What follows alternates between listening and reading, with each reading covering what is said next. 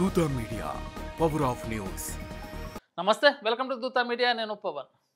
జగన్మోహన్ రెడ్డి ఖర్చు తక్కువగా ఉండే ప్రజా ఉద్యమం కోసం క్యూఆర్ కోడ్ విధానాన్ని ఆలోచించినట్లు తెలుస్తుంది. ఈ ఆలోచన ఎవరు సూచించారో తెలియదు, కానీ రియల్ ఎస్టేట్ మార్కెటింగ్ తరహాలో కార్యకర్తలు ఇంటింటికి వెళ్ళి ప్రజల ఫోన్లతో క్యూఆర్ కోడ్ను స్కాన్ చేయించాలని ఆలోచిస్తున్నారు. అయితే ఈ విధానం విజయవంతం కావడం కష్టమే అని అభిప్రాయం వ్యక్తమవుతుంది.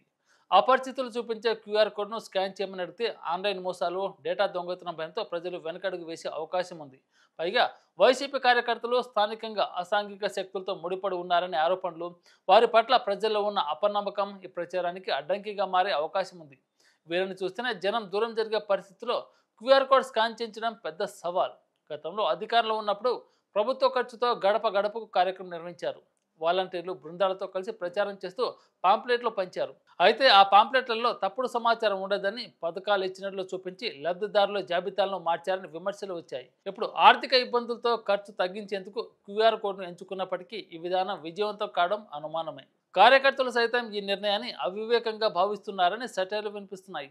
ఈ క్యాంపెయిన్ విజయవంతం కావాలంటే ప్రజల్లో విశ్వాసం కలిగించే పారదర్శక విధానాలు, సమర్థవంతమైన ప్రచార రీతులు అవసరం. లేకపోతే ఈ ప్రయత్నం ఘోర వైఫల్యంలో ముగిసే అవకాశాలే ఎక్కువ. For more updates please subscribe దూత మీడియా.